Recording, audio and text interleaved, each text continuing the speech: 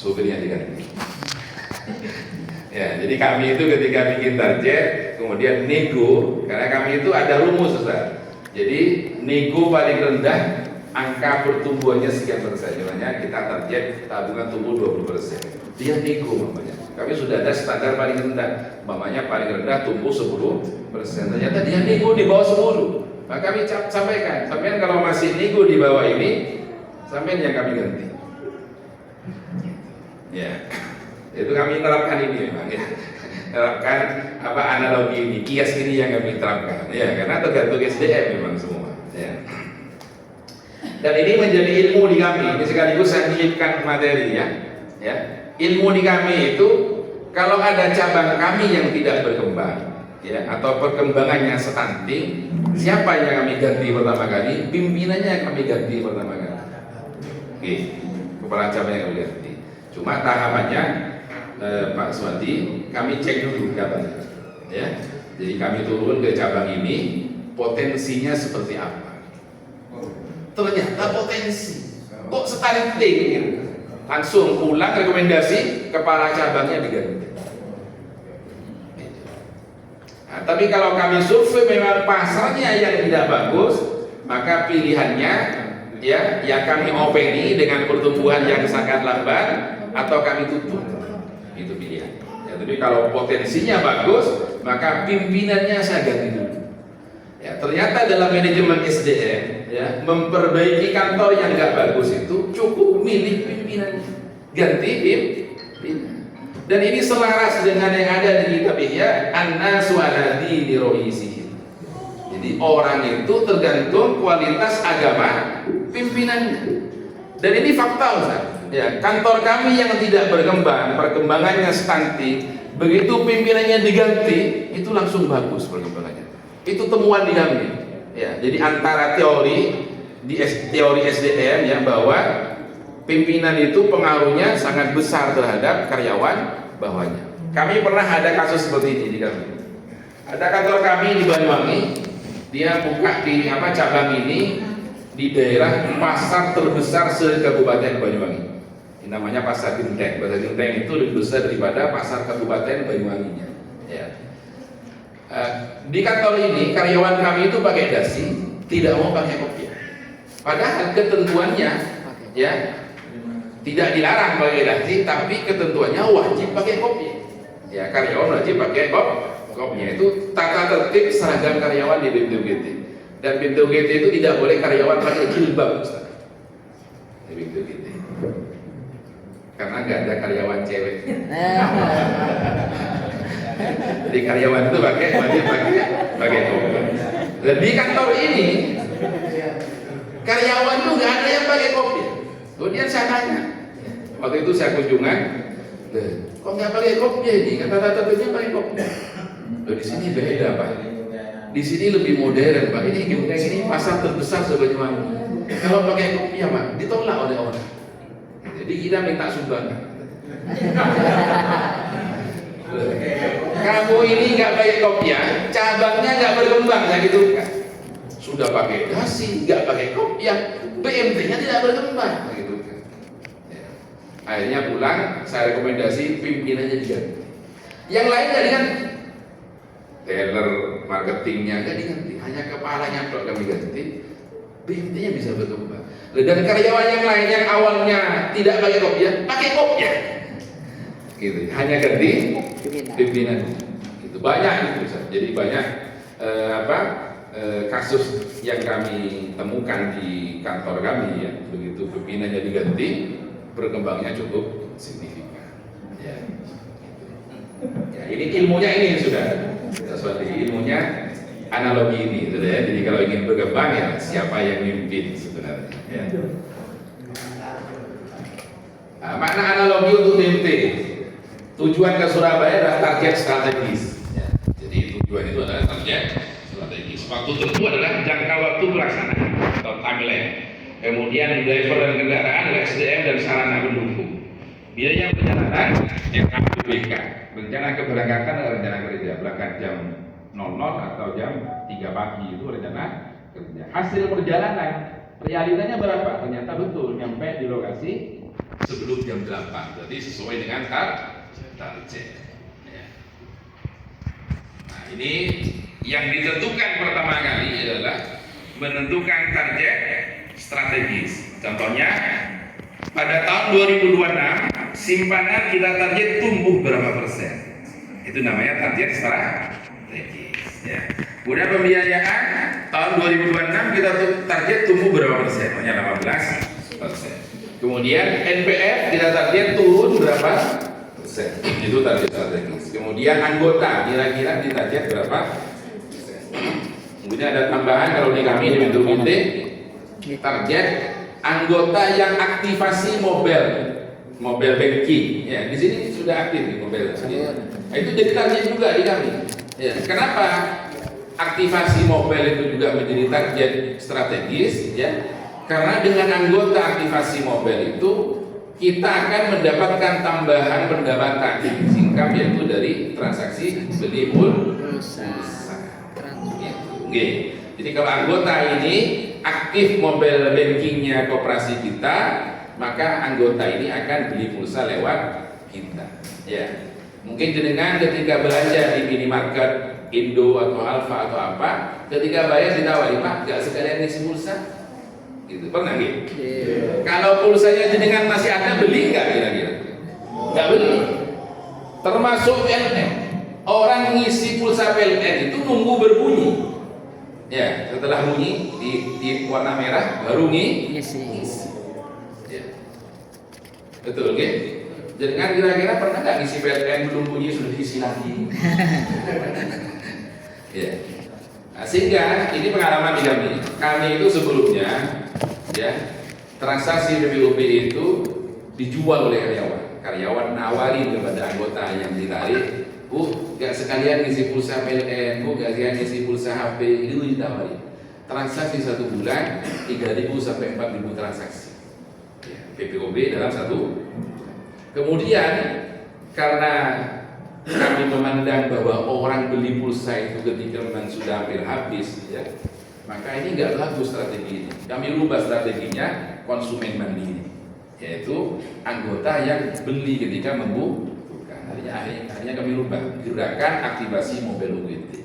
Dan sekarang per bulan itu transaksi anggota yang mobile UGT yang mandiri ini 45.000 per bulan. Ya, kami sudah Rp1.000 namanya pendapatan dari penjualan pulsa. Berarti pendapatan pulsanya toh sudah 45 juta. Ya, jadi nanti aktivasi mobile itu bagian dari target strategis. Nah, nanti pakai persentase, ya, berapa persen dari jumlah anggota harus aktivasi mobile. Ya. Kemudian manfaat yang kedua, adanya layanan mobile itu adalah untuk meningkatkan kepercayaan anggota. Ya. Jadi kalau BMT sudah ada aplikasi mobile, orang ini menilai, oh ini bukan sekedar BMT, ini BMT rasa Mbak. Itu ya. Maka kepercayaan akan meningkat. Kemudian anggota bisa cek saldo. Ya, dengan aktivasi mobile itu anggota bisa cek saldo. Ini bagian dari mitigasi risiko. Namanya risiko fraud. Ya. Di antara penyakit kronisnya BMT selain NPF tadi adalah fraud.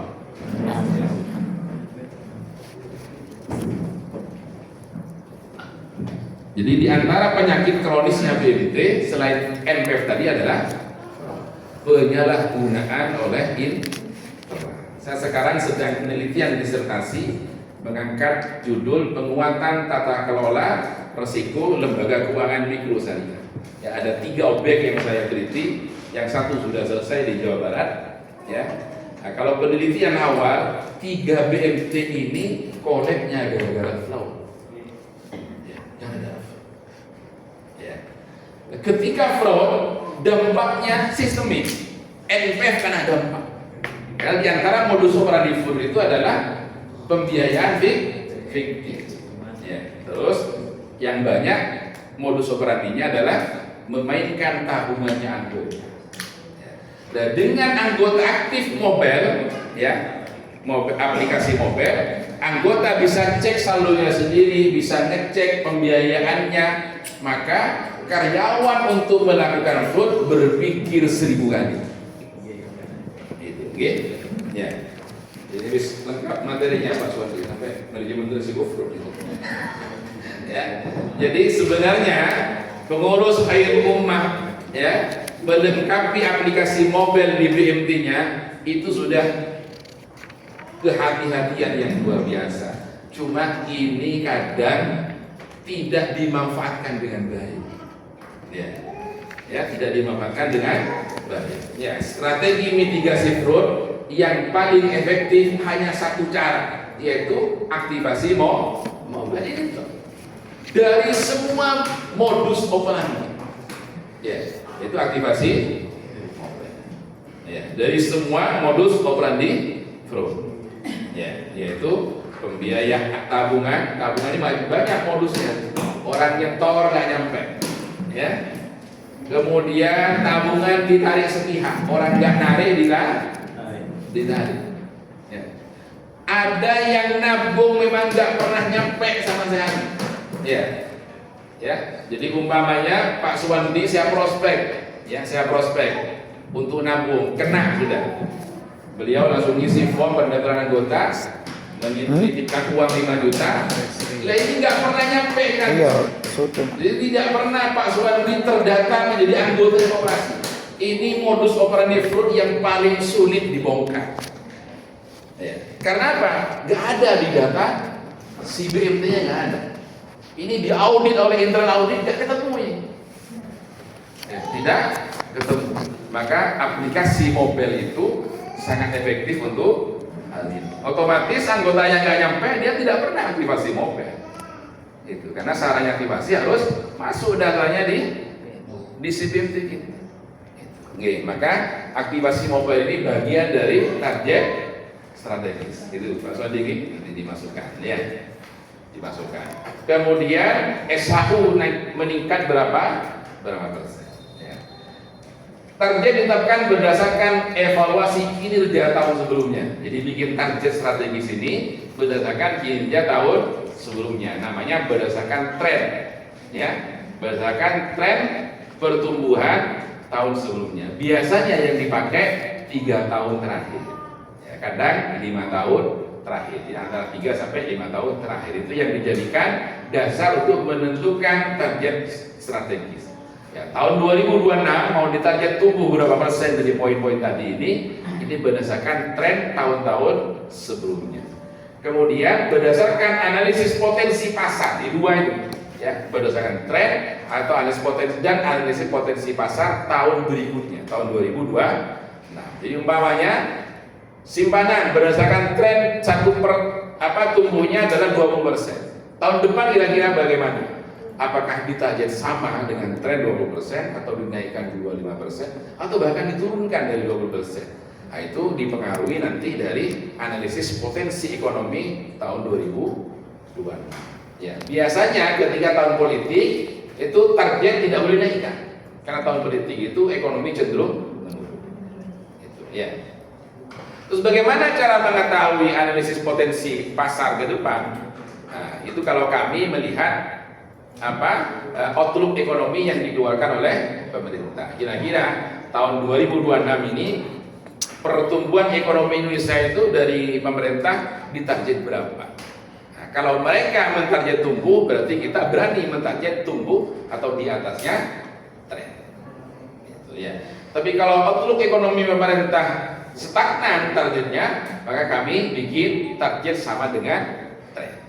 Nah, kalau outlook ekonominya di bawah tahun sebelumnya, maka targetnya tidak boleh lebih dari tren, bahkan bisa diturunin dari tren. Bisa ditangkap nih, ya.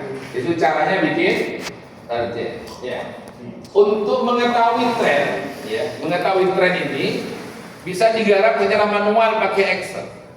Kami pernah, karyawan kami, kadif accounting kami itu pernah membuat software untuk membuat RK BPK atau membuat target strategis ini. Dijual berapa softwarenya? 10 juta. Ya, itu memasukkan angka realita keuangan di koperasi dimasukkan, nanti lahirlah trennya seperti apa. Ya, kemudian dibuat tahun berikutnya target tumbuh berapa. Kalau sekarang tidak perlu sudah untuk mengetahui tren, bikin target ya pertumbuhan, tidak perlu pakai software. Ilmunya pakai seperti software, tapi sudah tidak perlu beli software, yaitu memanfaatkan AI. Ya, memanfaatkan AI. Ya.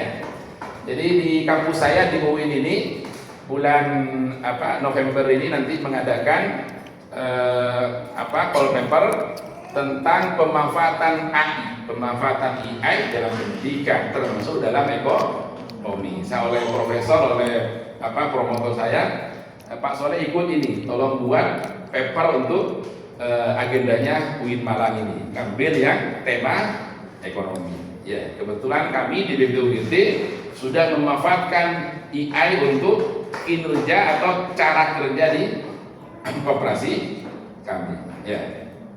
Jadi kalau di UGT dulu bikin perjanjian ya, PKS, MOU ya.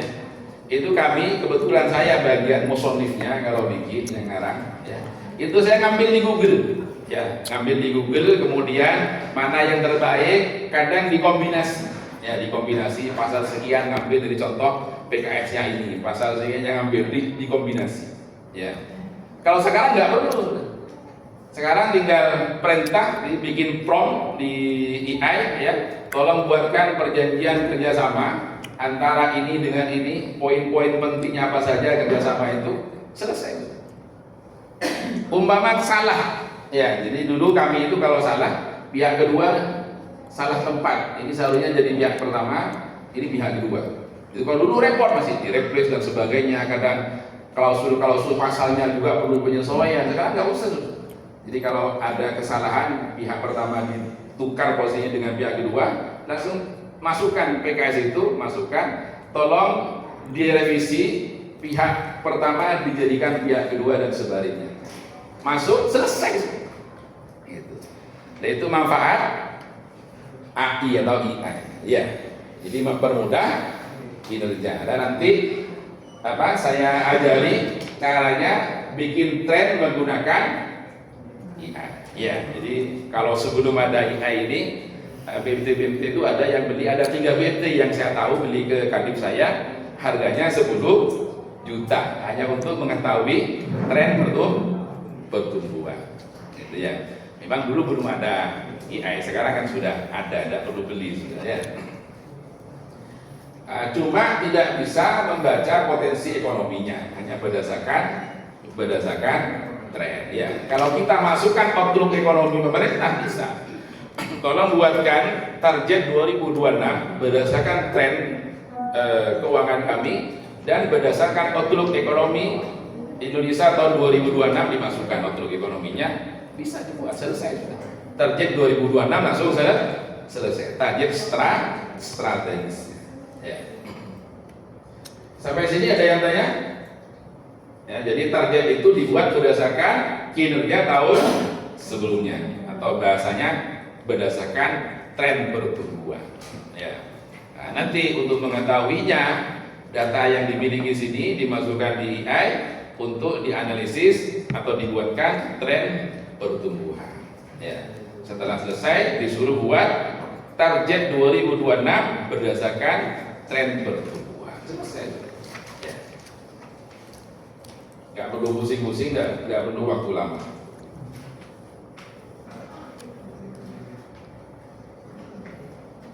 Kriteria target yang baik, ya. Target strategis yang baik itu seperti apa? Target itu harus smart, spesifik, jelas dan tidak ambigu. Contoh tumbuh sekian persen, jelas ya. Jadi bukan tahun 2026 simpanan harus tumbuh, tapi nggak jelas tumbuh berapa. Ya, nggak jelas. Kemudian measurable, terukur, dapat diukur dengan angka. Contoh NPL turun 3%, ya, jadi angkanya berapa? Jelas. Kemudian achievable, dapat dicapai, realistis, ya, masuk akal untuk dicapai. Ya. Jadi banyak tren pertumbuhannya 20%, kita target 20 atau 25%. Ya.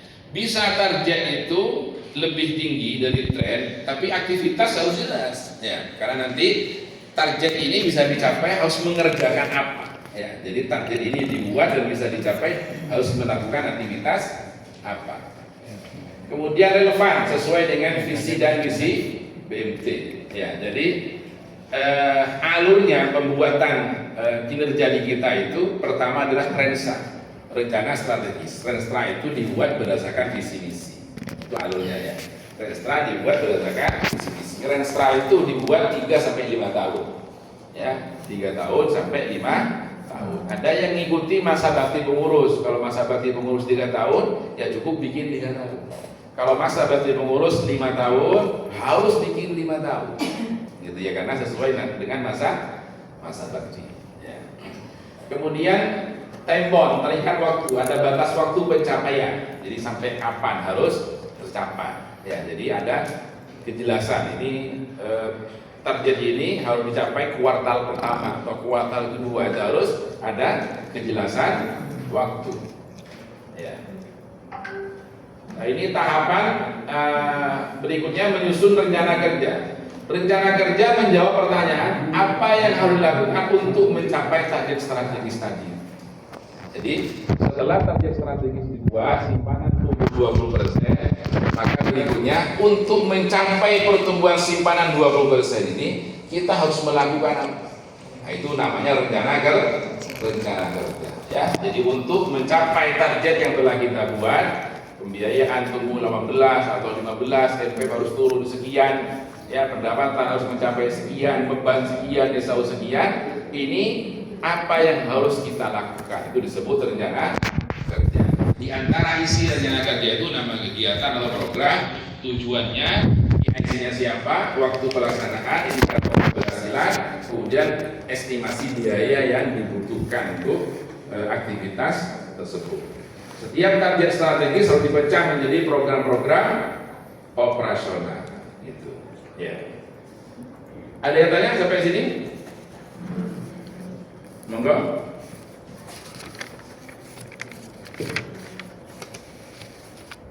Gak ada coffee break? Gak ada.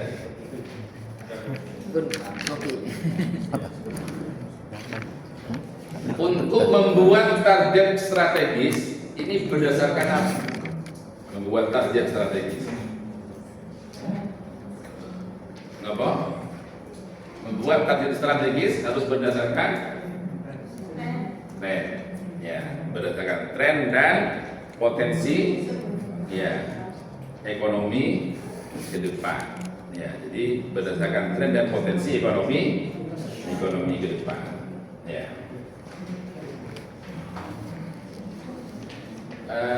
Saya ingin tahu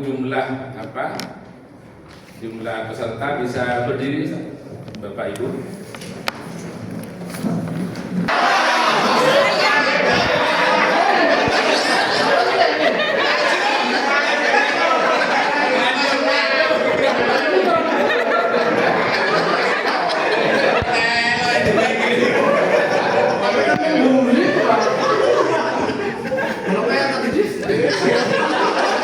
Ini apa tujuannya? Melatih konsentrasi. Terus apa mana? Kreativitas juga. Dengan apa? Fokus dengan sebelumnya dan potensi kedepannya.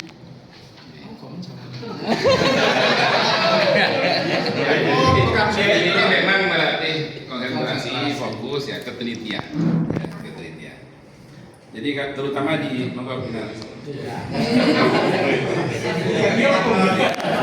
terutama di BMT, ya, di posisi teller terutama, ya, posisi kasir, ya. Di kasir itu kalau tidak teliti, ya, maka datanya itu menjadi data sampah. Nah, jadi kasir itu kalau tidak teliti, maka data menjadi data sampah. Contoh nih. Ada anggota daftar ke koperasi. Di antara yang diinput di CBMT adalah pertama kali pasti NIK. Ternyata salah satu dari 14 angka ini ada yang salah. Di CBMT yang dikembangkan USID itu ada namanya menu sistem informasi debitur. Ya, sistem informasi debitur. Ya. Sistem informasi debitur ini untuk mengetahui orang-orang yang punya pembiayaan di koperasi kita. Ya. Dia sudah punya pembiayaan di mana dan kualitasnya seperti apa. Gitu ya. Tujuannya terutama ketika nanti Khairul Ummah ini banyak cabang dan cabangnya berdekatan antar kecamatan. Ya. Ada risiko yang timbul kalau tidak ada sistem informasi debitur seperti yang dikembangkan USID. Umpama ada anggota menganti, orang menganti pembiayaan di cabang sini, ya macet. Dia datang ke kecamatan sebelah yang juga ada cabang kita. Nah, kalau tidak ada sistem informasi debitur, maka di cabang sebelah lolos ini. Lolos. Ya. Alhamdulillah, karena ini sudah pakai USID, sudah ada menu itu aman. Tetapi ketika anggota yang dimengerti ini NIK-nya salah, ya, ada satu angka yang salah, kemudian ngajukan di cabang sebelah input sesuai yang ada di KTP, maka nggak akan ketemu bahwa orang ini sudah punya pembiayaan di cabang yang di sini. Ya, akhirnya datanya menjadi data sampah. Jadi memang posisi kasir ini sangat penting untuk akurasi data. Maka kasir itu harus orang yang teliti, orang yang teliti. Tidak mudah salah ketika input data. Jadi di SID internal USID ini yang diinput adalah NIK, kemudian nomor HP. Ya. Dan di BMT ketika nomor HP-nya salah, maka dia tidak bisa aktivasi mobile. Ya. Nomor HP ini kadang sengaja disalahkan. Apa kira-kira tujuannya? Betul, supaya tidak terdeteksi. Karena internal audit itu diantara ilmu auditnya adalah menelponi anggota secara acak untuk konfirmasi satu. Itu ilmu auditnya SPI. Ya. Ya, jadi SPI kami di BPGT itu kalau pas ada di lapangan atau ada di kantor itu buka sistem, telepon, dicek, disampaikan apakah benar dengan ibu ini atau bapak ini, apakah benar saldo tabungan ibu sekian. Itu diantara tugasnya SPI. Dan ketika nomor telepon salah, sengaja atau tidak sengaja, maka menjadi data sampah. Nah, itu nih. Jadi salahnya itu dua kemungkinan, disengaja salah atau tidak sengaja. Jadi kalau sengaja berarti ada niatan jelek dari karyawan, yaitu melakukan fraud tabungan tersebut. Oke.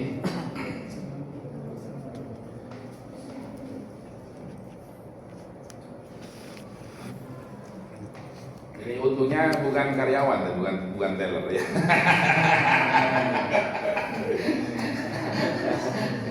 Bukan teller ya. 20%. Ya. Untuk mencapai pertumbuhan 2%, kira-kira rencana kerjanya apa? Contohnya bikin program tabungan berharga. BIC-nya siapa, waktunya kapan, targetnya apa yang ingin dicapai. Nah, nanti di RAPBG-nya ada begitu ya. Contoh lagi mengadakan edukasi keanggotaan, ya, door to door. Itu rencana kerja untuk mencapai pertumbuhan simpanan. Nah, jadi alurnya adalah targetnya dulu dicapai, target itu apa saja. Oke. Nah, untuk bikin RK, ya, untuk bikin RK ini tidak bisa pakai AI sepenuhnya, nggak bisa. Ya. Tapi AI itu cukup membantu kita punya gambaran rencana kerja, itu saja. Ya. Akan semakin valid, ya, rencana kerja yang kita minta bantuan kepada AI itu, kita menginput beberapa poin-poin informasi. Itu semakin valid hasilnya. Ya. Jadi input beberapa poin-poin informasi, kemudian suruh buatkan. Ya, jadi targetnya dimasukkan, ya, berdasarkan target strategis tahun 2026. Ya, tolong buatkan rencana kerja untuk mencapai target strategis tersebut sesuai dengan standar yang berlaku di bank syariah. Jadi RK-nya itu sesuai yang dibuat di perbankan syariah. Ya. Selesai sudah rencana kerja. Nah, nanti setelah selesai baru kita lakukan adaptasi, ya, dilakukan penyesuaian. Ya. Oke, penyesuaian dilakukan penyesuaian. Nah, untuk membuat RK, ya, kalau target strategis itu hanya dimudahkan oleh sistem, insya Allah ngecek kevalidannya gampang. Ya, semua AI insya Allah nggak ada masalah, nggak ada isu. Ya. Tapi kalau RK atau terkait dengan rencana bisnis, AI yang paling bagus itu ChatGPT. Ya. Ya, AI yang paling bagus itu ChatGPT. Dia lebih detail ketika kita minta bantuan untuk membuat strategi bisnis, ya, lebih detail. Ya. Nah, kebetulan saya itu orang yang tipe penasaran. Ini bedanya AI ini kan banyak. Misalnya gini, ada cloud, ada ChatGPT, ada Gemini, ya, ada apa? DeepSeek, ya. Jadi banyak AI yang sudah dikembangkan. Ya. Saya itu sering uji coba dengan prompt yang sama, saya copy paste ke beberapa AI tadi. Hasilnya seperti apa? Sehingga bisa melakukan mengkorona AI, bukan hanya mengkorona itu saja, ya. Jadi bisa melakukan mengkorona AI. Ya. Nah, kalau melakukan penelitian, ya, seperti bikin artikel, ya, itu yang paling bagus hasilnya cloud. Sampai promotor saya juga heran, ya. Cerita ke saya, itu bagus Pak, sudah gitu, tidak promotor, profesor. Saya pernah nyoba bikin artikel pakai AI, tata bahasa itu tidak pernah saya pikirkan akan dibuat seperti itu. Tata bahasanya. Jadi kalau tata bahasa penelitian itu yang bagus, cloud. Bahkan dicek di Turnitin itu plagiasinya nuklear itu paling tinggi 11%. Saya pernah bikin artikel itu plagiasinya hanya 8%, itu pakai cloud. Ya, memang bagus. Kemudian melakukan parafrase artikel ingin menurunkan itu cloud itu sangat cepat menurunkan. Saya pernah membantu adik kelas saya S2 di Malang. Waktu itu plagiasinya 38%, deadline besok harus disetor karena keburu habis masa ujiannya, kalau enggak dia bayar lagi kan. Pak, bisa nggak dibantu Pak menurunkan plagiasi ini? Sampai ingin berapa? Ya sesuai target UIN lah 20%. Oke, tunggu 3 jam gitu kan. Dari 38 tunggu 3 jam. Ya, sampai kirim ke saya filenya. Saya proses pakai cloud, 3 jam sisa 18%. Saya dulu waktu belum ada AI itu masih S1 dan S2. Saya S1 S2 masih manual, belum ada AI. Ya. Itu untuk merubah yang menurunkan plagiasi itu waduh lama banget. Ya. Sekarang juga 3 jam dari 38 bisa 18%, turun 20%. Itu pakai cloud. Pakai cloud. Ya. Nah, baru S3 ini saya sudah bikin penelitian dibantu oleh AI. Ternyata Ustaz, ilmunya itu sama dengan ilmu wasit manual. Jenengan kalau ingin tahu ilmunya AI dengan metode yang manual pakai DeepSeek. Ya. Kalau yang lain itu nggak muncul, yang lain. Ya. Jadi kalau kayak ChatGPT, cloud itu nggak muncul prosesnya. Tapi kalau DeepSeek muncul. DeepSeek itu ketika dia merintah, dia nelusuri referensi dulu. Kelihatan itu. Telusuri dulu, membaca referensi. Setelah selesai referensi yang ditelusuri, baru dia menjawab. Setelah selesai, ya. Oh ternyata AI itu sama dengan kita dulu ketika masih manual. Saya dulu ketika bikin tesis, ya, dicari artikel yang judulnya mirip-mirip atau bahkan sama. Ya, katanya dosen itu minimal 20 artikel. Kalau bisa sampai 100 semakin bagus, ya, minimal 20. Itu dari 20 artikel itu yang judulnya mirip-mirip itu diambil paragraf sekian, diambil sekian, diambil kemudian dikawinkan, ya, dikolaborasi, dinikahkan, ya, diparafrase, selesai. Ternyata AI juga seperti itu ilmunya. Ya, cuma sekarang dibantu oleh mesin, lebih gampang, lebih lebih mudah. Ya. Nah, bekerja sekiranya di BPT juga seperti itu. Ya, AI itu dimanfaatkan untuk mempermudah kerja kita.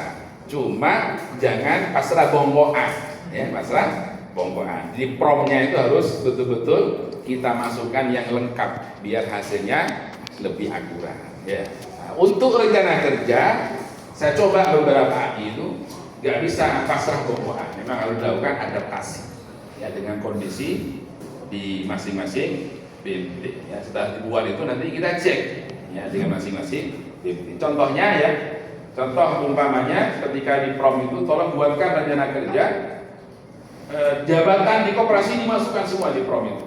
Ya, jabatannya jadi namanya ada manajer cabang, ada teller, kemudian ada AO apa, ya, itu dimasukkan semua. Nah, kalau di input itu, kalau data-data jabatan dimasukkan, itu lebih semakin valid. Ya. Kayak ngisi PIC penanggung jawab itu semakin valid. Yang AI sudah bisa membaca job desk secara umum. Kalau jabatan ini job desknya apa, sudah bisa membaca. Nanti koreksinya tidak terlalu banyak. Oke, nah nanti kita prakteknya langsung pakai AI nanti, ya, bikin RK-nya kita pakai AI. Saya tadi nyoba setelah minta data ke Pak Suwanti, ya, saya masukkan. Setelah target strategisnya dibuat, saya perintahkan untuk membuat rencana kerja. Ya, nah, itu langsung cepat selesai, menit itu. Cukup nunggu beberapa menit. Cuma karena saya tidak tanya ke beliau jabatannya di sini apa saja, sehingga menjawabnya PIC-nya itu jabatan yang umum. Gitu. Oke. Ustaz, bisa Oke, monggo. Assalamualaikum warahmatullahi wabarakatuh. Waalaikumsalam warahmatullahi wabarakatuh. Udah apa kita? Udah tutup Ustaz. Oke. Yang saya tanyakan terkait yang pertama untuk menangani NPL yang tinggi. Ini dari beberapa awal kita melaksanakan. Ini memang kita masih belum banyak belajar untuk menangani tersebut, sehingga NPL itu tinggi itu karena awal dan berkembang. Ternyata peminjam-peminjam awal itu yang menjadikan NPL tinggi dan Masih belum berkembang. pengalaman, gitu. Nah, yang kedua untuk mengatasi NPL yang itu tadi yang sudah mengatakan ada bagaimana kita mengetahui apa akar masalah NPL tinggi itu, apakah pembayar itu membayar dan nyampe atau memang beliau tidak bayar. Nah, untuk mengetahui itu, ini pengurus ya, bisakah pengurus masuk langsung ke peminjam? Seperti apa? Nah, seperti apa? Karena kemarin kita mohon maaf ini BRI itu mohon maaf, ini istri saya ngakur datang ke istri saya, mencari istri saya kira belum nyicil. Konfirmasi, ya. Iya, konfirmasi ya. Apakah ibu pernah bayar ke si A yang dulu pernah jadi petugas kurir di salah satu bank? Loh, kenapa Pak Bu kok nyari? Ya karena beliaunya sudah keluar, banyak yang bayar ke beliaunya. Nah ini, apakah itu maksudnya itu asumsi kita yang apakah jangan-jangan NPL itu orang menyalahkan uangnya tidak nyampe ke kita? Ini yang pertama. Yang kedua, untuk menggait anggota ini. Anggota ini lebih banyak ambil kur karena 6%, 5%. Kalau kita mungkin 10%. Nah, di RKRA tidak ada program, tapi kita di bulan November ini ada bonus hari pahlawan pinjaman kur untuk anggota di sini. Setara kur, ya. Ya, setara kur. Kita turunkan bunga di bulan November ini hari pahlawan dengan bunga, kita ngomong bunga ya, ya nah Bapak itu gampang aja orang paham dengan bunga dan margin. Dengan margin dalam setara bunga 6% khusus bulan November hari pahlawan. Bisakah itu dilakukan oleh kita padahal di RKRA tidak ada? Hanya program itu dadakan untuk memancing anggota yang penting channel. Utang ini duit miliar gitu semua. Targetnya profitnya 100 juta. Ini mau dijawab. Terima kasih. Assalamualaikum warahmatullahi wabarakatuh. Tangan untuk beliau. Ini pertanyaan berbobot ini, ya. Jadi beliau sudah paham alurnya. Jadi memang ketika pembiayaan bermasalah atau NPF, ya kita harus melakukan namanya identifikasi. Itu alurnya. Jadi alur penanganan NPF itu pertama adalah melakukan identifikasi. Nah, identifikasi ini nanti akan membongkar semua hal. Apakah ini betul-betul NPF atau fraud? Itu akan kebongkar semua. Okay? Di identifikasi itu mulai dari membongkar perjanjiannya, ya perjanjiannya, dicek perjanjiannya. Nah, perjanjian itu nanti dilihat apakah tanda tangan di perjanjian identik dengan tanda tangan di KTP, ya, atau malah nggak ada tanda tangannya, atau malah tidak ada perjanjian. Itu temuannya seperti itu nanti, ya. Jadi malah tidak ada perjanjiannya. Yang ada tanda tangan pun ini tidak menutup kemungkinan ada fraud di situ. Seperti apa modus operandinya? Karyawan kerjasama dengan anggota, ya, suruh ngajukan pembiayaan, tapi uangnya saya pakai. Kamu hanya tanda tangan, dengan kamu tanda tangan, saya kasih fee. Ada yang paruan dengan anggota. Anggota butuh 5 juta, karena jaminannya mengcover cair 10, dicairkan 10 juta. Disampaikan kepada anggota, sampean jaminannya bisa cair 10. Gimana kalau cair 10? Sampean yang pakai 5 juta, yang pakai 5 juta saya. Sampean saya kasih fee dan dijamin cair yang 5 juta. Ya, karena sama-sama punya kepentingan. Ya. Jadi walaupun sama ada tanda tangannya, tidak menutup kemungkinan ada fraud di situ. Ya. Kemudian ada fraud itu orangnya betul-betul pinjam. Ketika titip angsuran, angsurannya nggak nyampe kan? Bagaimana membongkar ini? Kalau di kami ada petugas yang namanya deskol.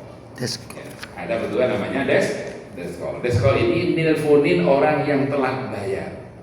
Ya, telat 1 hari sudah ditelepon. Ya, ditelepon. Deskol ini sering menemukan, ya, Pak, saya tidak pernah pinjam di BPT, saya cuma nabung di BPT. Nanti namanya dicatut, ya, namanya tidak dicatut. Ya. Deskol. Kadang jawabannya itu, Pak, saya sudah ngansur Pak kemarin. Kok belum masuk? Titip kepada siapa? Titip kepada kayak bapak namanya ini. Nah itu temuannya deskol seperti itu. Ya. Nah, ketika nomor telepon yang tercatat di sistem tidak bisa dihubungi, baru internal audit yang datang, ya, secara acak kepada anggota-anggota yang bermasalah atau telat bayar, ya, di random didatangi, ya. Nah, ketika satu aja ketemu, maka kalau di kami di BPT karyawan yang ngelola di daerah itu kami panggil. Satu aja ketemu, ya, yang tidak benar ini langsung kami panggil. Ya, yang panggil itu kita tekan. Ini ada temuan, ya, nama ini tidak pernah pinjam, ya. Atau orang ini sudah setor tapi tidak nyampe ke kantor, kita panggil. Adakah selain ini? Gitu. Kita seperti itu. Adakah selain ini? Kita sampaikan ke karyawan, kamu kalau nggak ngaku tetap terbongkar. Ya. Monggo tinggal dipilih, diakui semuanya yang kamu lakukan seperti ini, atau kami bongkar semuanya. Kalau kami bongkar semuanya, maka nama baik kamu tercemar di masyarakat. Alhamdulillah dengan cara seperti ini, karyawan itu mengakui, Pak, ini Pak saya pakai, Pak ini saya pakai. Sehingga kami tidak perlu menelusuri semua anggota. Jadi ketika sampling sudah kami dapat, ada 2 cara yang kami lakukan, karyawannya kita panggil. Kalau karyawan tidak mau ngaku, terpaksa kita audit semua. Seperti itu. Oke. Caranya gitu, tapi untuk membongkar itu pakai deskol dulu. Ya, cukup ditelepon. Ketika nomor teleponnya tidak aktif, ya, maka diperintahkan kepada karyawan, tolong nomor ini diupdate nomor yang aktif. Ya, dikasih waktu 1 minggu. 1 minggu ternyata tidak diupdate yang aktif, kami turun. Ya, gitu caranya. Oke. Kemudian bagaimana menghadapi kur? Ya, cara menghadapi kur. Ya. Menghadapi kur itu caranya adalah menghindar. Ya, jadi cara menghadapi itu namanya menghindar. Maksudnya menghindar apa? Kita jangan milih segmentasi yang sama dengan KUR. Jadi pilih segmentasi yang berbeda. Ya. KUR itu segmentasinya sesuai dengan definisinya adalah untuk usaha, baik perdagangan atau pertanian atau nelayan. Yang penting usaha. Sedangkan pembiayaan konsumtif tidak bisa dilayani oleh KUR. Kalau ada pembiayaan KUR untuk konsumtif itu bisa jadi temuan.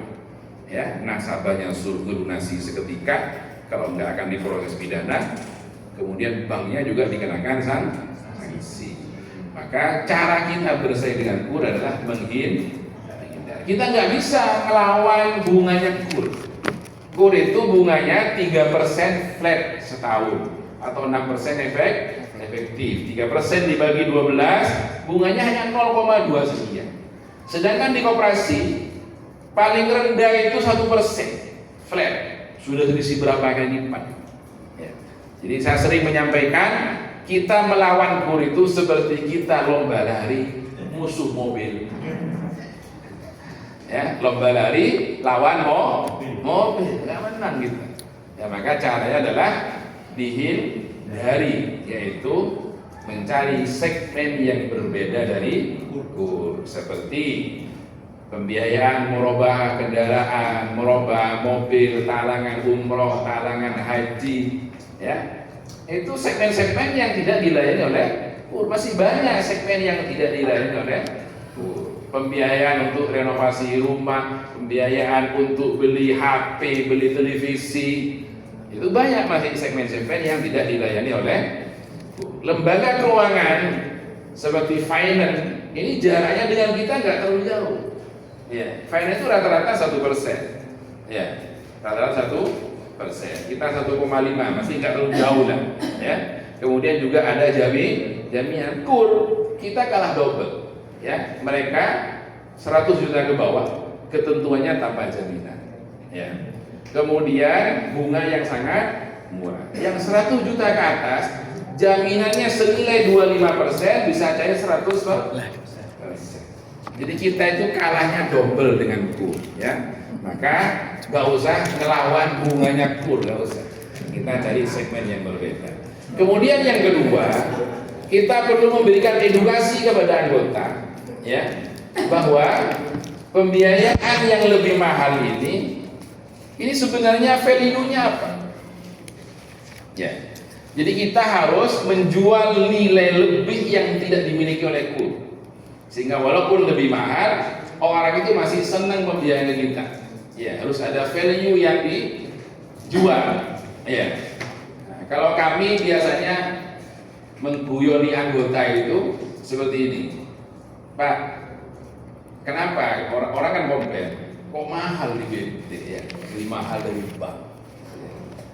Saya guyoni, Pak, saya ingin tanya ke Bapak, jam tangan yang harganya 10 juta dengan harga yang 1 juta lebih bagus mana? HP yang harga 10 juta dengan harga 2 juta lebih bagus mana? Ya, pasti lebih bagus yang mana? Yang mahal. Dan sama Pak di BMT. Kenapa di BMT lebih mahal artinya? Memang lebih bagus dari bank. Dan value-nya apa? Ini yang kita sampaikan. Contohnya, dari keuntungan yang Bapak berikan kepada koperasi kami, ini sebagian kami sumbangkan untuk kepentingan dakwah dan pendidikan. Jadi Bapak yang sibuk bekerja di pasar, ini secara tidak sengaja menikmati aliran pahala dakwah dan pendidikan. Ya. Dan itu yang kami sampaikan kepada anggota. Jenengan sibuk di pasar, Pak.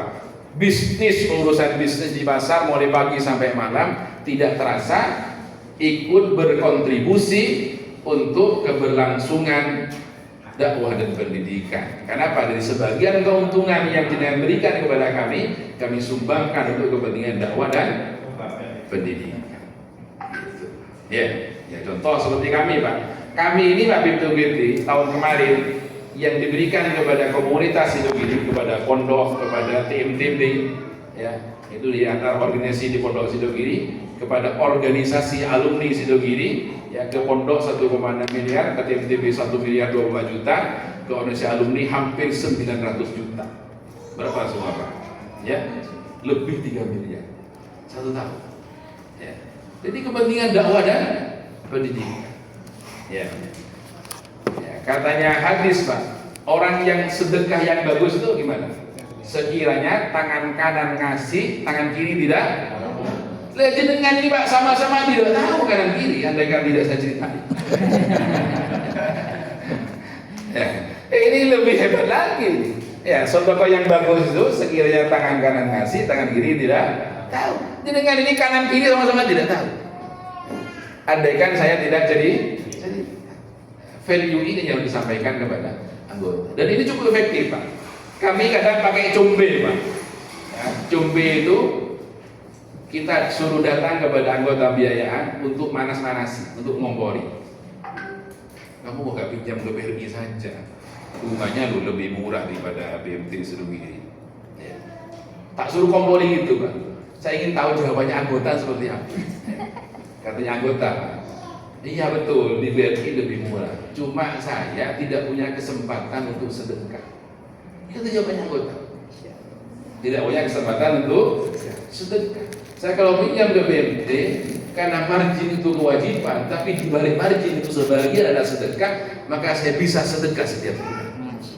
Itu jawabannya anggota Pak. Itu saya pakai coba itu Pak nyuruh itu Pak. Apakah edukasi kami tentang value ini sudah masuk ke anggota? Ya. Kemudian ini cara ngompori anggota, ya, cara ngompori anggota. Dengan modal usaha dari KUR, ya, Bapak 10 juta dikenakan bunga 0,28, ya, berarti sekitar 2.800, ya, 2.800 per bulan. Ya. Kelola uang ini dikelola menghasilkan laba bersih umpamanya 1 juta, berarti sampean keluar beban hanya 2.800. Sisanya berapa? Sisa 900.000 sekian. Apakah yang 900 ini yakin jadi rezekinya Bapak? Belum tentu. Ya. Bisa saja setelah Bapak menghasilkan 900.000 dipotong bunga tadi itu 1 juta potong 900, setelah itu anaknya Bapak sakit. Ya, akhirnya pendapatan 900.000 tidak cukup untuk biaya rumah sakit. Dan itu namanya barokah. Ya, rezeki itu tidak bisa. Pendapatan kita semua jadi rezeki belum tentu. Nah, itu nilai-nilai seperti itu yang perlu kita kembangkan. Ya, sehingga memang koperasi ini peran-peran sosialnya BMT memang perlu digalakkan juga. Ya. Jadi BMT yang sering undang saya itu seperti Mandiri Sejahtera. Mandiri Sejahtera itu Pak, setiap Jumat itu nyantuni janda dan anak yatim. Itu gerakannya, ya. Itu sebelumnya nggak diupload, ya, nggak diupload di media sosial. Begitu mengundang saya, apa kegiatan di sini? Kegiatan sosialnya seperti ini Ustaz. Sudah dipublikasikan belum? Jadi dipublikasikan. Pertama adalah akuntabilitas, bahwa anggota-anggota kita ini, ya, baik yang menyumbang secara samar, yaitu sebagian SHU-nya yang kita gunakan untuk dana sosial, atau yang menyumbang terang-terangan ngasih infak kepada kita, ini digunakan untuk disalurkan dana itu kepada anak yatim dan janda-janda tua, disumbangkan kepada sekolah, kepada madrasah, kepada pondok pesantren. Itu dipublikasikan. Ya. Manfaat yang kedua, ini bisa ada manfaat marketing, manfaat pemasaran. Ada value tadi itu. Anggota merasa bangga bergabung menjadi anggota koperasi, membiayai di koperasi, merasa bangga karena secara tidak sengaja ikut serta nyantuni anak yatim dan janda. Gitu. Ya. Nah, jadi maka nanti Khairul Ummah juga perlu punya TikTok, ya, atas nama koperasi, kemudian punya Instagram atas nama koperasi, punya Facebook atas nama koperasi, ya, punya YouTube atas nama koperasi, ya, untuk publikasi, ya, terutama kegiatan-kegiatan sosialnya koperasi. Gitu. Oke, sehingga anggota itu merasa bangga ya karena punya value yang tidak dimiliki oleh pesaing, tidak dimiliki oleh itu Ustaz bisa sedikit ada gambaran ya? Ada satu lagi tadi. Ya. Kita kalau awal-awal memang untuk peminjam yang di atas 50 itu tidak pakai notaris. Dengan sertifikat. Jaminan. Yang perlu kami tanyakan adalah bagaimana untuk menangani masalah ini, karena kalau Yang terkait dengan tidak jaminan itu kan kita ini bukan bank yang pakai debt collector itu loh. Nah ini untuk Seperti apa? solusi seperti apa di UGT itu? Oke. Jadi gini, tentang pengingatan pengagunan di rata-rata lembaga keuangan seperti koperasi itu pengingatan pembiayaannya di bawah tangan. Ya. Untuk jaminan ini sudah banyak yang menggunakan pengingatan notaris, tapi pengingatan pembiayaannya rata-rata di bawah tangan. Apa bedanya pengingatan dengan di bawah tangan dan akte otentik atau pengingatan secara notaris? Ya, kebetulan saya ini hakam Basarnas MUI, di urusan seperti ini tahu. Ya, jadi apa bedanya pengingatan di bawah tangan dengan akte otentik? Ya, pengingatan di bawah tangan punya kekuatan hukum yang sama dengan akte otentik selagi tidak diingkari oleh para pihak yang melakukan perjanjian. Karena pengingatan di bawah tangan yang diakui mengikat secara kuat kepada para pihak yang melakukan perjanjian. Nah, kalau akte otentik tidak bisa disangkal, ya punya kekuatan hukum tetap, tidak bisa disangkal, nggak bisa diingkari. Itu kekuatannya akte otentik. Bagaimana akte di bawah tangan atau perjanjian di bawah tangan biar kuat? Maka saksinya harus jelas dan lebih kuat lagi ada dokumentasi saat perjanjian, saat tanda tangan difoto, maka nggak bisa ngelak. Ya, jadi akte di bawah tangan atau perjanjian di bawah tangan itu agar kuat, maka saksinya harus ada, diperkuat oleh 2 saksi. Kemudian dokumentasi saat perjanjian aman. Ya. Kemudian jaminan yang tidak diikat notaris dengan diikat notaris. Ya. Jaminan itu yang diterima oleh lembaga keuangan, SHM atau kendaraan, ya, tanah atau kendaraan. Kalau kendaraan notarisnya adalah fidusia. Ya. Yang fidusia ini perbedaannya cukup signifikan, yang fidusia. Ya. Di pembiayaan yang jaminan kendaraan tidak diikat fidusia, umpama jaminan itu digadaikan oleh anggota atau dijual oleh anggota, itu ranahnya masih perdata. Tapi kalau sudah diikat fidusia, ya, jaminannya diikat fidusia, kendaraannya dihilangkan, dijual, digadaikan oleh anggota, maka langsung lapor ke polisi. Ancamannya 2 tahun, ranahnya sudah berubah menjadi pidana. Bedanya signifikan. Kemudian bagaimana kalau tanah dan bangunan? Pengikatannya ada 2. Pengikatan HT-nya 2, hak tanggungannya. Bisa SKMHT, bisa APHT. Surat kuasa membebankan hak tanggungan atau akte pembebanan hak tanggungan. Ya, SKMHT itu maksimal plafon 200 juta, di atas 200 wajib APHT. Ya, kalau di bawah 200 masih bisa SKMHT, di atas 200 wajib APHT. Apa bedanya antara diikat HT dengan tidak diikat HT? Nah, bedanya seperti ini. Ketika yang atas nama yang pinjam ke kita atas nama jaminan meninggal dunia, kalau sudah di HT maka tidak perlu persetujuan ahli waris. Ya, jadi umpamanya gini, ada anggota namanya Umar, ya, jaminannya rumahnya SHM diikat hak tanggungan. Ya, Umar punya anak 6, 1 di Gresik, 1 di Jakarta, 1 di Malaysia, 1 di Saudi, di mana-mana. Ya. Sudah diikat hak tanggungan. Maka untuk eksekusi tanah itu tidak perlu persetujuan anak yang di mana-mana. Langsung dilakukan gugatan kepada KPKNN. Ya. Jadi ke badan lelang. Ya. Nah, itu kalau sudah diikat hak tanggungan, tidak perlu persetujuan ahli waris, langsung bisa dilakukan lelang. Kalau tidak diikat hak tanggungan, maka cara penyelesaiannya secara persuasif dulu. yaitu diserahkan oleh ahli waris, dijual oleh ahli waris kepada kita, ya prosesnya pakai jual beli.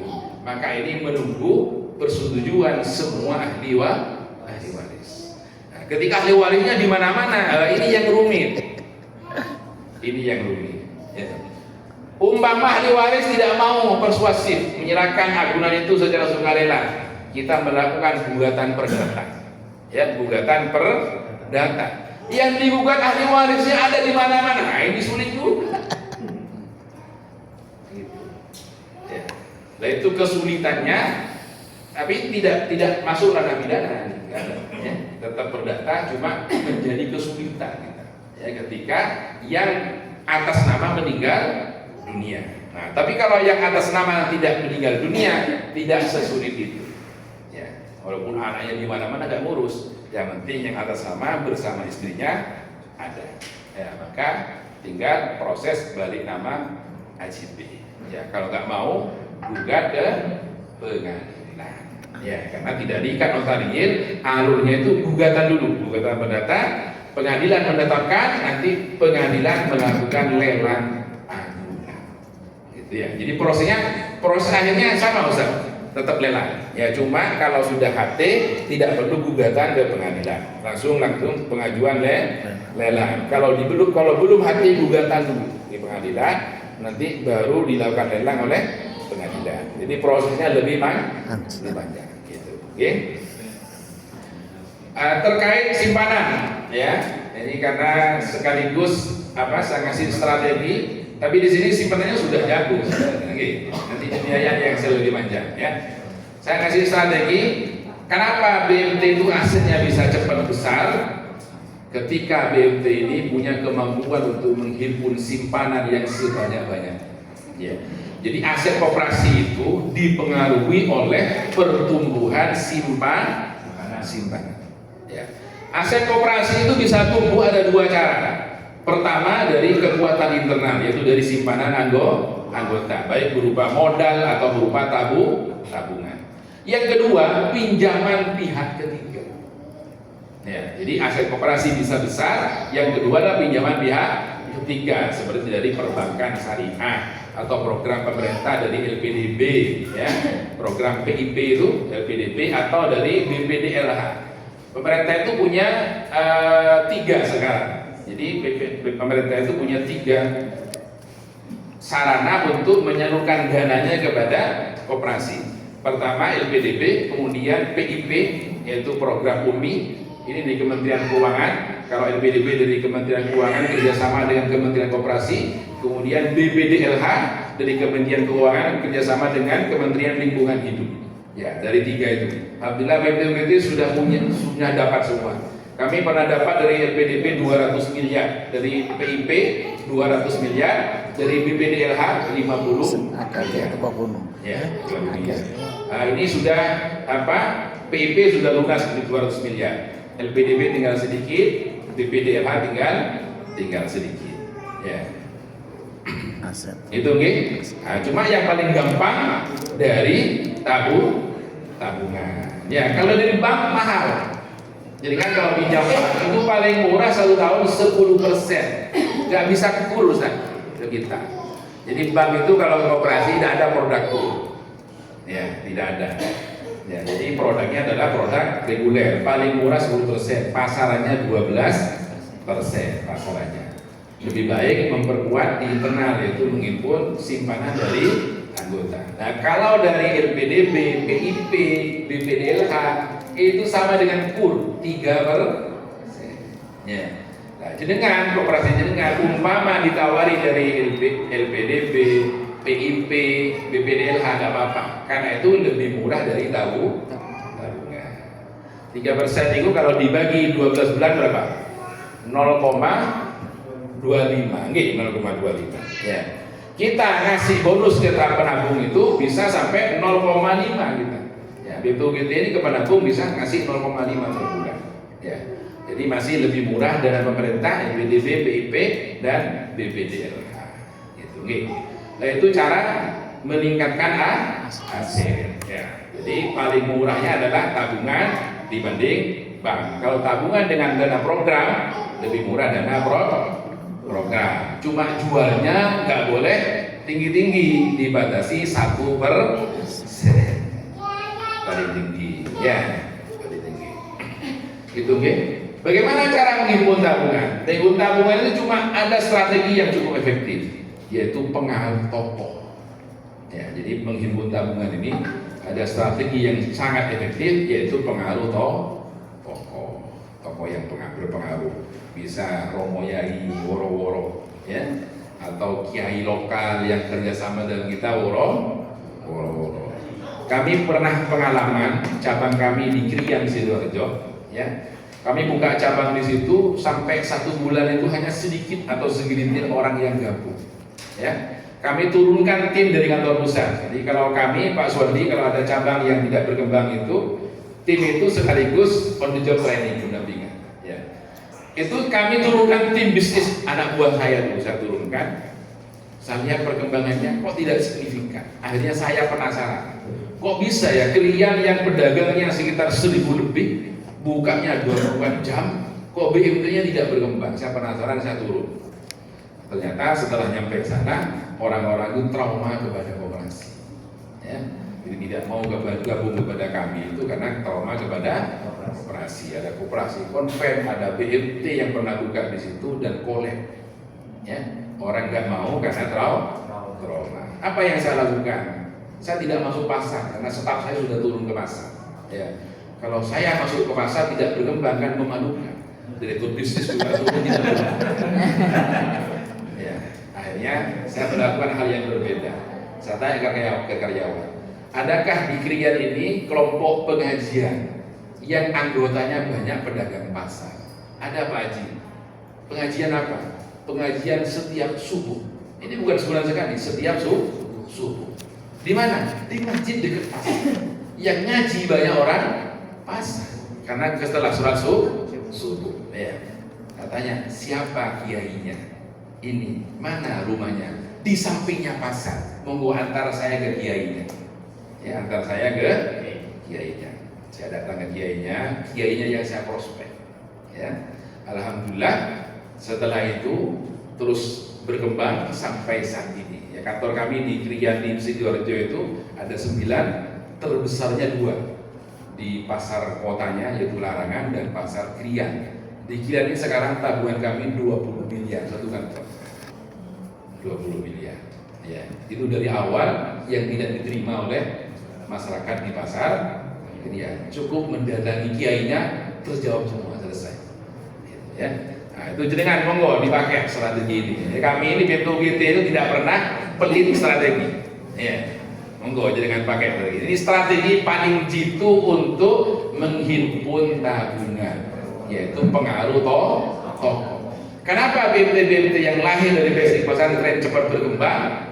Karena ada pengaruh tokoh. Seharusnya di sini juga seperti itu. Ya. Nah, ini sekalian dengan manajemen SDM, ya. Saya kasih ilmunya manajemen SDM. Ya.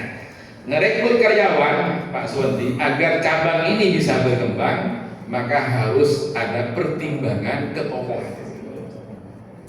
Jadi karyawan itu termasuk pengurus semua, syarat utamanya adalah siddiq amanah. Itu syarat utama. Ini nggak boleh ditawar, ya. Siddiq dan amanah. Maka petugas rekrutmen harus melakukan survei latar belakang karyawan yang melamar di koperasi tentang siddiq dan amanahnya. Pastikan orang ini siddiq dan amanah. Akan semakin sempurna kalau karyawan itu ada unsur ketokohan. Apakah karyawannya atau orang tuanya? Ya, contohnya, ya, Khairul Ummah membutuhkan karyawan di cabang kecamatan sebelah. Ya. Kita cari sudah. Ternyata putranya Ustadz Imam Bahrozi layak untuk direkrut. Masuk. Loh, ini anaknya baru keluar di pesantren, anaknya baru lulus dari kuliah, tidak dikenal oleh masyarakat, tidak apa-apa. Ayahnya yang kita jual. Unsur ketokohannya itu bisa karyawan, bisa orang tua. Begitu dia masuk pasar, sapa bener? Kula yugone Ustadz Imam Baurus, oh langsung buka tabungan, itu nyata itu. Nyata. Ya. Itu fakta yang kami lakukan sampai saat ini. Ya. Unsur ketokohan itu menghilangkan teori strategi pemasaran. Ya, jadi ketokohan itu menghilangkan strategi pemasaran, di antaranya produk knowledge. Karyawan itu kalau ingin laku jualan produk harus menguasai produk tabungan seperti apa aja harus menguasai. Tapi kalau ada unsur ketokohan hilang semuanya. Ya. Ya, ketika tokoh menyampaikan ini ilmu lapangan ini. Ya. Ketika seorang kiai, karena kami sering pakai tokoh kiai ya. Saya sering ketika ada orang mau nabung itu bawa uang 100 juta. Ibu tahu dari mana BMT Sidomiri? Kulo dikengken Gus, kulo saya punya uang karena dia buat bahasa Jawa, saya jawab pakai bahasa Indonesia karena saya nggak bisa Jawa. Ya, saya disuruh oleh Gus, uang saya di BMT suruh pindah ke BMT Sidomiri. Gus siapa yang nyuruh? Gus ini. Terus ini mau diletakkan di tabungan apa? Bukan kertas Gus. Itu hilang sudah produk nulis gitu. Ya, foto ngertos gitu. Di Gus suruh ke sini, uang saya diambil, diberi, saya pindah ke sini. Mau tahu terserah aja dengan mau diletakkan di tabungan apa. Kemudian saya tanya, kira-kira uang ini dibutuhkan dalam waktu dekat nggak? Boten. Nah, kalau gitu deposit. Lah kita yang anak-anak dia mau tahu ngertos. Jadi dia nggak tahu produk, nggak tahu bagi hasilnya seberapa, uang di BNI langsung dipindah. Itu pengaruhnya toko. Ya. Nah ini yang kami ajarkan ya ke pesantren-pesantren yang mendirikan BMT ya, bagaimana agar BMT-nya cepat berkembang, yaitu pengaruh toko. Sehingga saya sarankan yang masuk di DBS, masuk di pengawas, masuk di pengurus, unsur ketokohannya lebih optimal. Diprioritaskan unsur ketokohan. Sedangkan pengelola monggo unsur tokoh iya, tidak ada iya. Kalau bisa ada unsur tokoh atau orang tuanya tokoh. Ya. Termasuk saya ini bahwa tokoh saya dulu waktu buka cabang di Banyuwangi. Saya baru keluar di pondok 6 tahun, belum luas bermasyarakat ya. Suruh ngelola BMT masuk pasar. Ya. Ketika masuk pasar orang nggak kenal. Sampean siapa? Gitu ya. Terus BMT Sidomiri ini seperti apa? Pasti panjang jelaskan. Kemudian saya sampaikan, saya anaknya Pak Haji. Oh, sampai anaknya Pak Haji. Terus apa ini? Saya nawarin tabungan. Langsung buka ini. Ya. Jadi ini fakta, ya, fakta. Jadi unsur ketokohan itu menghilangkan teori strategi pemasaran. Ya. Gitu, gitu. Bisa ditangkap ya? Ya, nanti ingin berkembang maka jangan lupa unsur ketokohan. Kemudian ada keterwakilan wilayah. Ada keterwakilan wilayah. Jadi umpamanya kita mau buka cabang di sebuah kecamatan ya, yang potensial. Maka karyawan itu harus direkrut 4 ini dari 4 penjuru. Ya. Jadi dari umpamanya kecamatan ini ada 8 desa ya. Yang utara ini desa apa saja? Pilih desa yang paling potensi ekonominya, ambil karyawan di situ. Kemudian yang sebelah selatan, desa apa yang potensi ekonominya, maka ambil karyawan di situ. Yang sebelah barat, desa apa yang potensi ekonominya, ambil di situ. Yang timur juga seperti itu. Ya, syaratnya tadi sidik amanah. Kalau bisa ada unsur keterwakilan, karyawan itu atau orang tuanya. Kenapa harus ada keterwakilan? Agar masing-masing karyawan ini bawa kaumnya dari daerah masing-masing.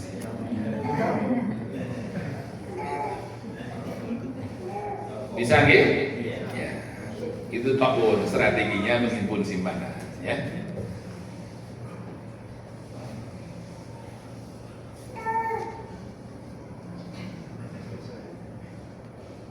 Pembiayaan harus tumbuh 18% umpamanya. Kira-kira programnya apa saja? Jadi umpama fokus ke pembiayaan usaha mikro. Jadi pembiayaan dipasarkan ke orang punya usaha mikro atau usahanya itu omsetnya harian, omset harian, ya maksimal bulanan, yaitu orang yang punya gaji. Sedangkan yang pertanian portofolionya jangan terlalu banyak, karena pertanian itu cash flow-nya juga terlambat, kemudian resikonya lebih tinggi. Ya. Itu pembiayaan seperti itu. Pembiayaan ini daya tariknya tidak sama dengan tabungan. Kalau tabungan itu butuh kepercayaan dulu. Kalau pembiayaan tidak butuh kepercayaan. Apakah yang kita tawari percaya kepada kita? Enggak perlu. Ya, pembiayaan itu yang penting pertama mudah, bukan murah yang penting. Hasil survei itu orang pinjam itu karena kemudahan. Nomor 2 baru murah. Ya, nomor 3 baru syariah. Di syariah itu masih pertimbangan terakhir. Ya. Orang pinjam ke lembaga keuangan, faktor syariahnya itu pertimbangan terakhir. Pertama adalah mudah, nomor 2 murah, nomor 3 syariah. Ya. Apa buktinya bahwa orang itu milih mudah daripada murah? Contoh sekarang, Mekar, ngetos Mekar. Ya, Mekar itu sampai 25 juta tanpa jaminan, bunganya lebih 2%. Ya, dan prosesnya cepat. Ya, jadi walaupun bunganya lebih mahal, orang pinjam ke Mekar, ya karena mudah. Ya, bukan karena murah. Kalau murah jelas karena murah. Ya, kalau murah jelas karena murah. Mekar itu mahal. Ada yang lebih mahal, pinjam ke rentenir, cukup KTP. Ya, kenapa pinjam ke rentenir? Karena cukup KTP langsung cair. Gitu. Ya, jadi orang itu pertama adalah mudah kalau biaya. Kemudian pembiayaan yang angsurannya ditarik setiap hari itu menjadi daya tarik tersendiri. Orang tertarik pinjam ke kami ke BMT itu karena angsuran ditarik setiap hari. Katanya orang enak ya kalau pinjam ke BMT situ kiri. Kenapa? Gak kerasa kalau biaya punya biaya moro-moro lu karena ditarik setiap hari. Katanya orang itu kalau sudah pulang dari pasar, uang dibawa ke rumah, habis gak ketemu. Ya, nah ini karena ditarik tiap hari, ya sebelum pulang sudah bayar angsuran. Ya. Kalau nyampe ke rumah, anaknya nangis minta beli mainan, ya uang yang ada dibuat beli mainan. Tapi kalau nggak ada, jadi kau no 2.000 itu ya kan. Nah, tapi kalau uangnya kelihatan ada, maka nggak bisa bayar angsuran. Itu ada daya tarik tersendiri, dijemput setiap hari. Ya, jadi pembiayaan itu memang proses harus mudah. Nah, cuma kemudahan, kecepatan proses ini kontradiktif dengan proses kehati-hatian. Ya.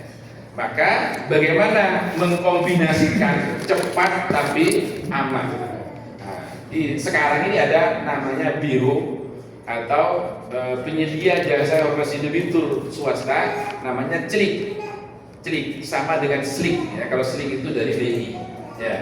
Jadi CLIK itu bisa menyajikan informasi debitur ya, track record orang yang punya pinjaman di bank ya, ini bisa mempercepat ya. Jadi kalau di kami prosesnya begitu ada permohonan biaya A, maka KTP-nya anggota ini, NIK-nya kita upload di webnya CLIK, keluarlah track record dia di lembaga keuangan. Ketika track recordnya bagus, maka prosesnya lebih percepat untuk segera ada. Ketika track recordnya jelek, nah kalau jelek itu kalau diklik itu ada seperti ini skornya. Klien sudah buruk, langsung ditolak. Cepat juga, nolaknya cepat. Iya, nolaknya cepat. Ya. Nah, kalau skornya A dan B, itu skor parah itu A dan B, itu juga kami tolak. Ya, jadi skor yang kami tolak itu di klik itu klien sudah buruk, tidak punya skor A dan B. Sedangkan skor C ke belakang, C, D itu kami evaluasi, kami survei secara ketat. Tapi kalau skornya sudah E ke belakang, ini surveinya tidak begitu ketat karena dia rekodnya di bank sudah bagus. Ya, seperti itu. Itu memadukan antara kecepatan proses dengan kehati-hatian. Belum gabung klik. Belum, oke. Nah, nanti gabung apa? Saya kemarin tadi saya cerita ada koperasi di Jember dari konven ke syariah, saya dampingi, ya asetnya sudah 4 miliar asetnya, ya hampir sama dengan sini ya, lebih tinggi sini Pak, 4 miliar. Itu saya langsung telepon ke klik agar bisa gabung ke klik untuk informasi debitur secara swasta bukan SLIK. Alhamdulillah sudah gabung. Nanti kalau di sini mau saya konekkan, saya teleponkan direktur operasionalnya klik biar Khairul Ummah bisa akses informasi debitur. Kenapa perlu ini? Ya. Sering koperasi sekaligus jawab pertanyaan Pak Ketua tadi, bagaimana NPF ini bisa kecil? Jadi NPF besar itu gara-gara proses yang tidak benar. Itu dari analisa yang salah. Sering orang yang sudah di blacklist oleh bank datangnya ke koperasi. Ya, orang yang sudah di blacklist oleh bank datangnya ke koperasi. Kenapa? Dia mau mengajukan ke bank jelas ditolak karena sudah di blacklist. Datanglah ke koperasi. Kenapa datang ke koperasi? Karena koperasi tidak bisa mengakses informasi debitur. Ya, tidak mengetahui track recordnya orang di bank. Maka dia datang berpura-pura seperti malaikat.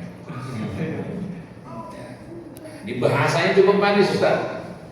Ya, ini kalau ke kami ya, pengalaman kami, Ustaz, saya baru tahu bahwa si dokter ini punya BNT. Mau itu ya, Ustaz? Oh iya itu.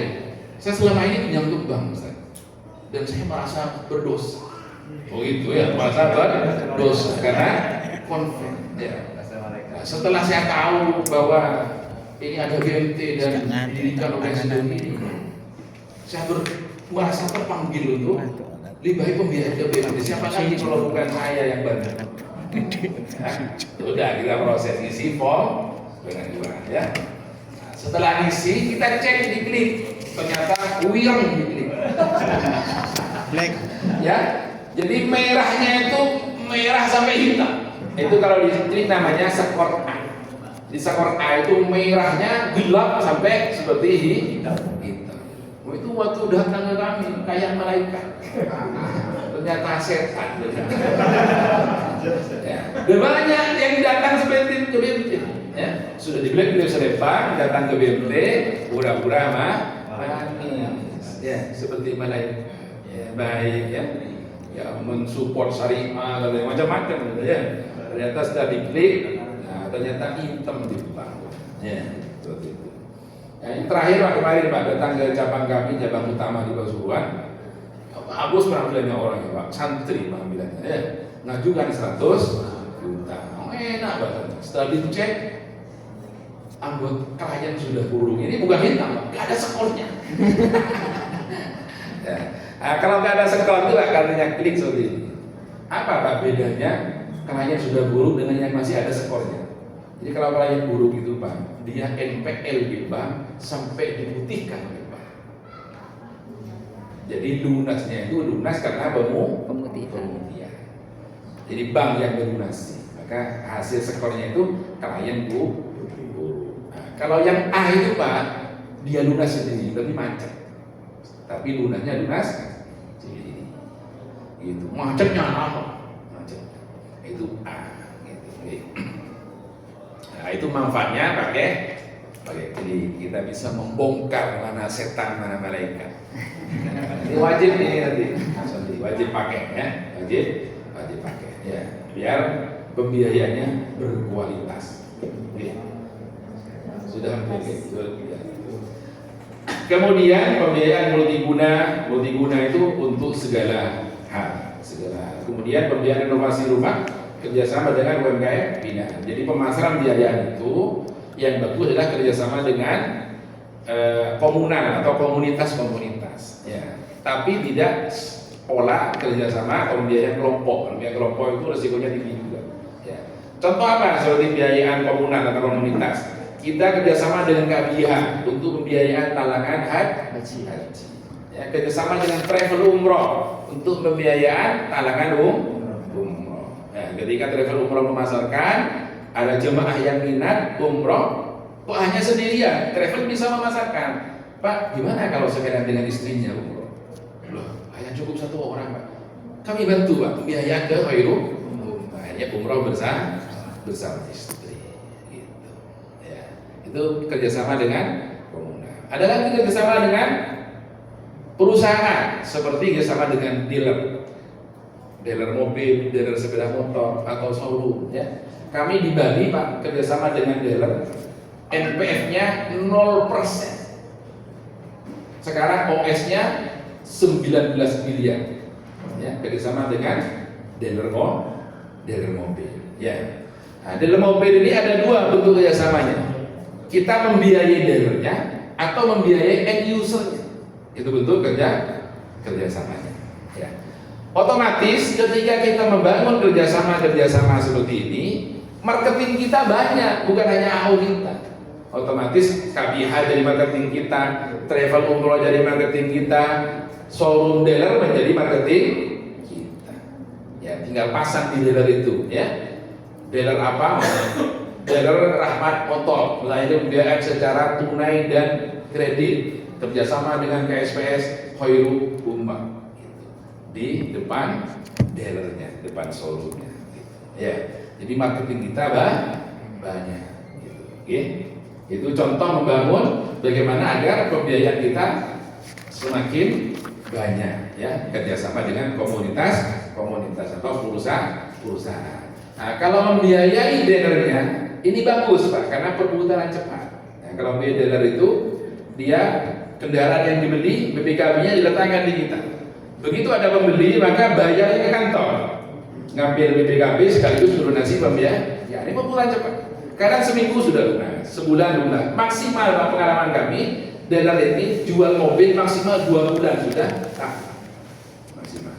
Ya, yang sering itu setengah bulan sampai 1 bulan sudah laku. Perputaran cepat.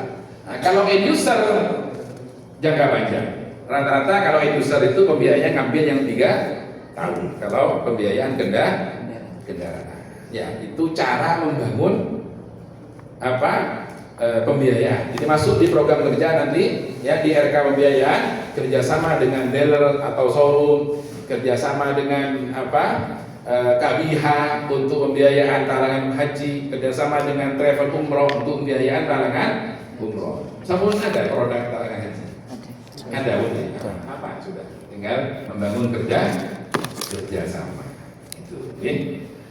Kemudian proses pembiayaan agar tidak jadi NPF itu, ya, nanti NPF-nya lain, ya, penanganan NPF-nya lain nanti. Karena ada materi sendiri. Jadi agar pembiayaan tidak jadi NPF itu ada 3 proses yang harus diperbaiki, ya. Nah, nanti ini berlanjut materinya kami ingin dalam. Okay. Ada 3 proses yang harus diperbaiki. Pertama, proses analisa dan surveinya harus akurat, termasuk menggunakan klik tadi, ya. Nomor 2, pengambil keputusan harus bagus, ya, pengambil keputusan. Di kami itu pengambil keputusan tidak perorangan, tapi komite pembiayaan. Ya, komite pembiayaan di kami ada 3 level: komite capem, komite cabang, komite pusat. Ya. Nah, masing-masing komite ini minimal 3 orang. Jadi pembiayaan itu diputuskan oleh 3 orang. Apa manfaatnya? Kalau biaya yang diputuskan oleh hanya manajer cabang, ketika yang pinjam familinya manajer cabang, ini akan terjadi moral hazard. Ya. Dan juga manajer cabangnya mau nolak, begitu.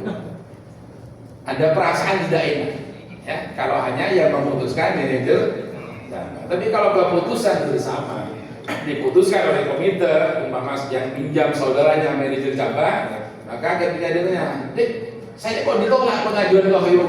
Apunten Mas, ini bukan keputusan saya, ini keputusan komite. Nah, itu enak. Ya, jadi terhindar dari moral hazard. Ya. Jadi sudah dibentuk komite?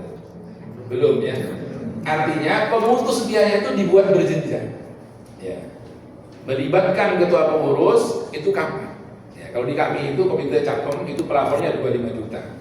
Diputuskan oleh kepala Capem, AO marketing, AO analis, 3 orang yang memutuskan. Komite cabang itu melibatkan 3 orang.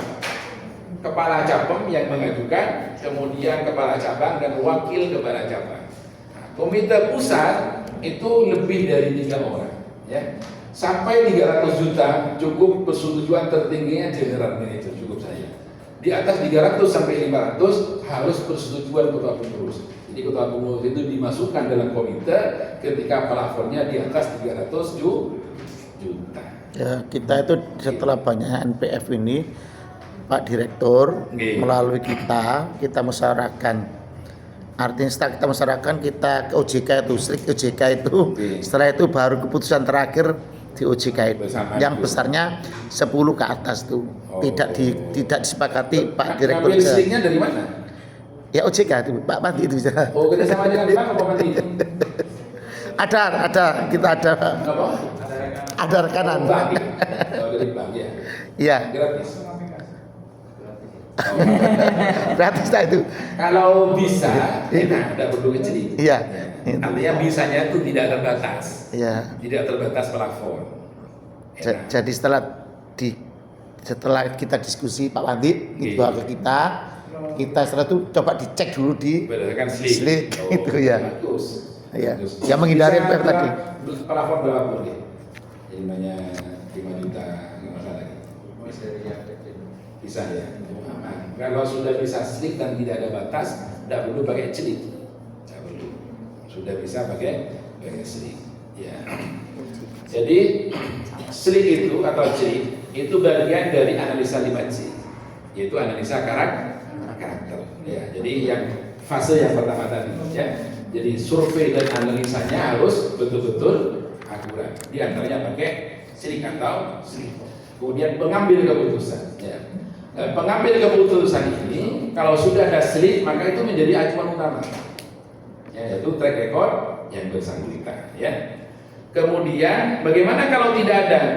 Jadi umpamanya ada pengajuan, orang itu tidak punya riwayat di bank. Ya. Jadi tidak semua orang punya riwayat di perbankan.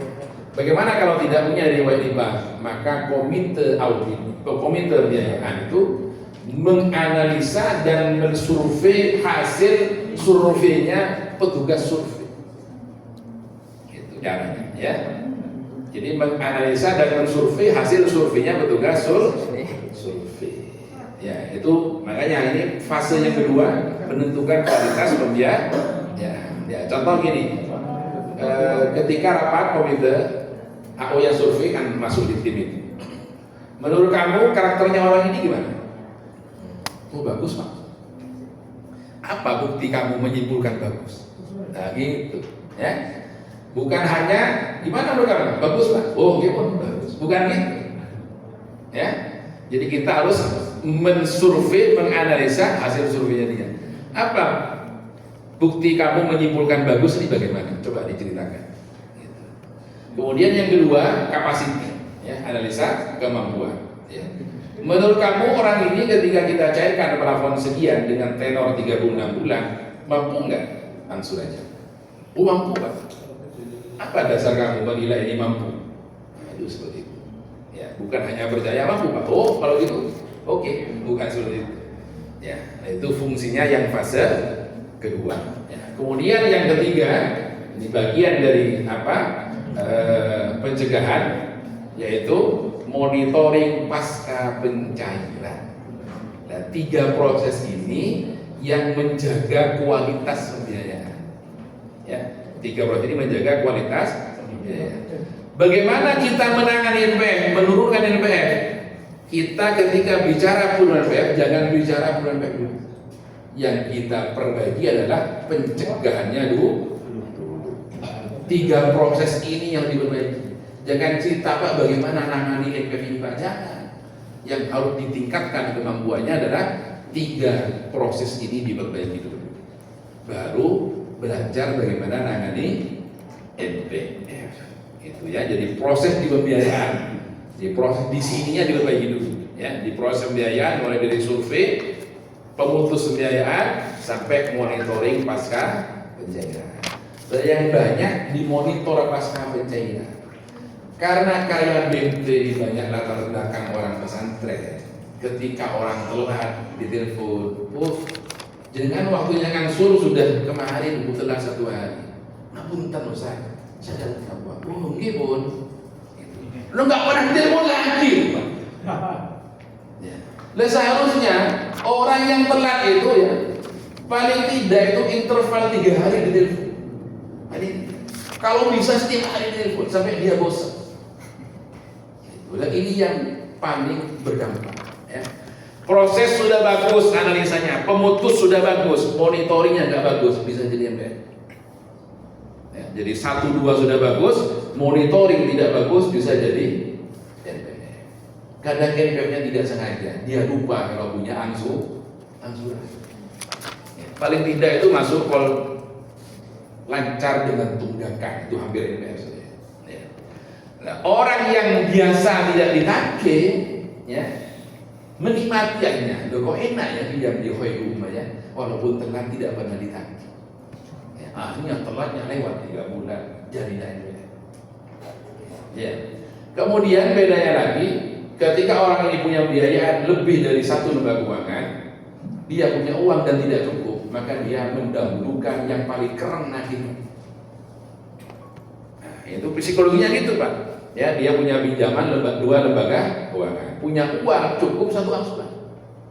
Siapa yang didahulukan? Yang paling rajin nagih, yang paling keren nagih. Maka monitoring pasca pencairan itu sangat mempengaruhi kualitas pembiayaan yang dicairkan. Gitu, ya. Oke, bisa ditangkap ya? Nah, saya kira itu kita isoma dulu ya.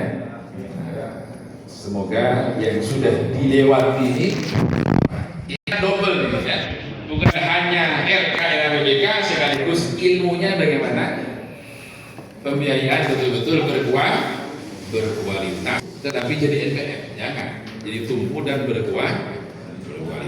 Demikian, Assalamualaikum warahmatullahi wabarakatuh.